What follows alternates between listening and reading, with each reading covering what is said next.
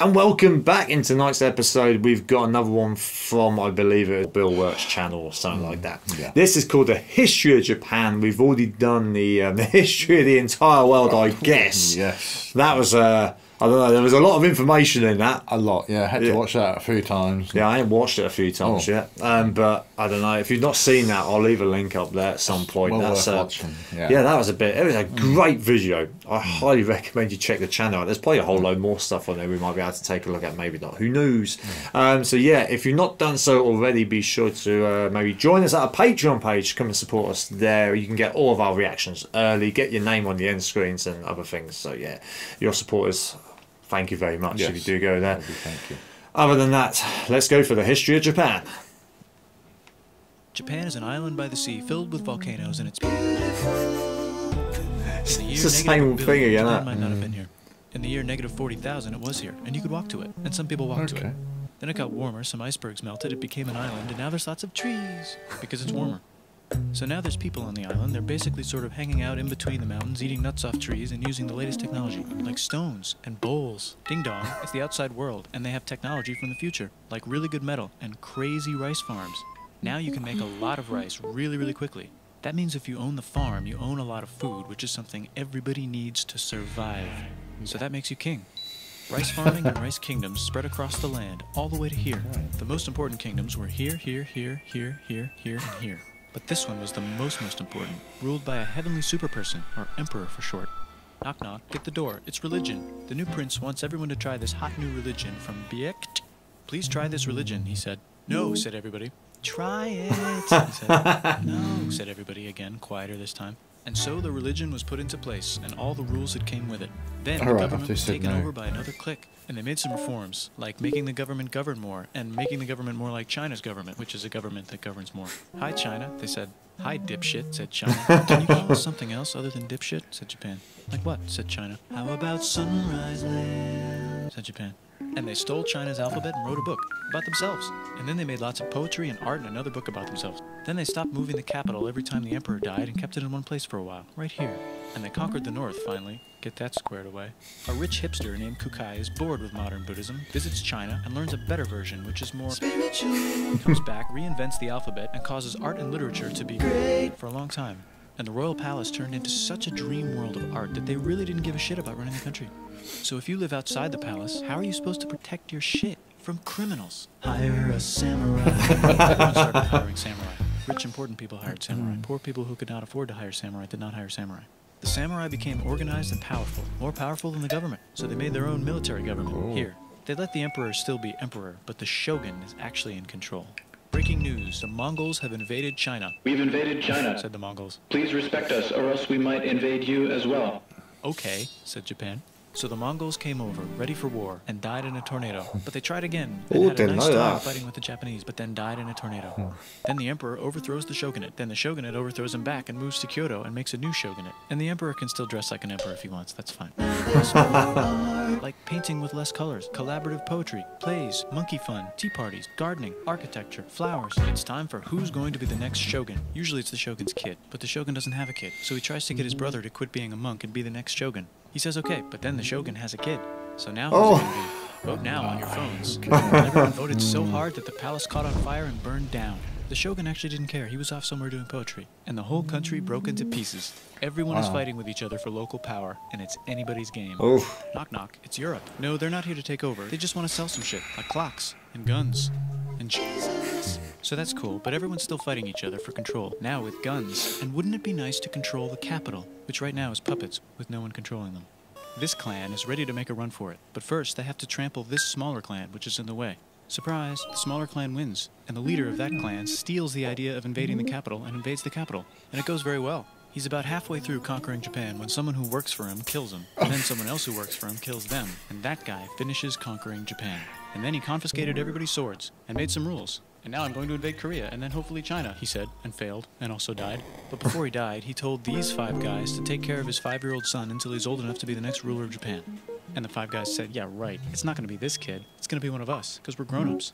And it's probably going to be this guy, who happens to be way more rich and powerful than the others. A lot of people support him. I A don't lot of know. people support not supporting him. They have a fight, and he wins, and starts a new government, right here. And he still lets the emperor dress like an emperor, and have very nice things. But don't get confused, this is the new government, and they are very strict. So strict they closed the country. No one can leave, and no one can come in. Whoa! Except for the Dutch, if they want to buy and sell shit. But they have to do it right here. Now that the entire country was not at war with itself, the population increased a lot. Business increased, schools were built, roads were built, everyone learned to read, books were published, there was poetry, plays, sexy times, puppet shows, Sexy Dutch times. study. People started to study European science from books they bought from the Dutch. We're talking geography, skeletons, physics, chemistry, astronomy, and maybe even electricity. Over time, the economic and cultural prosperity began to gradually slow down. Knock knock. It's the United States, with huge boats, with guns, gunboats. Open the country. Stop having it be closed, said the United States. There was really nothing they could do, so they signed a contract that lets the United States, Britain, and Russia visit Japan anytime they want. Choshu and Satsuma hated this. That sucks, they said. This sucks. And with almost very little outside help, they overthrew the shogunate and somehow made the emperor again and moved him to Edo, which they renamed Eastern Capital. They made a new government, which was a lot more Western. They made a new constitution that was pretty Western, and a military that was pretty Western. And do you know what else is Western? That's right, it's conquering stuff. So what can we conquer? Korea. They conquer Korea, taking it from its previous owner, China, and then go a little bit further. And Russia rushes in out of nowhere and says, "Stop, no, you can't take that. We were going to build a railroad through here to try to get some more water." And Russia builds their railroad, supervised by a shit ton of soldiers. And then when the railroad was done, they downgraded to a fuck ton. Did I say downgrade? I meant upgrade. And Japan says, "Can you maybe chill?" And Russia says, "How about maybe you chill?" Japan is kind of scared of Russia. You'll never guess who's also kind of scared of Russia. Great Britain. So Japan and Great Britain make an alliance together so they can be a little less scared of Russia.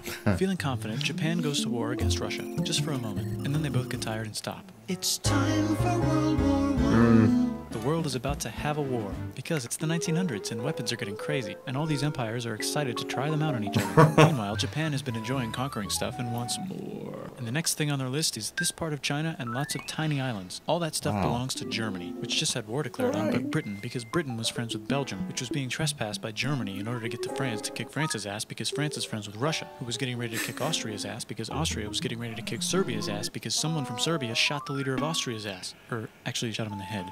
And Britain is currently friends with Japan, so you know what that means.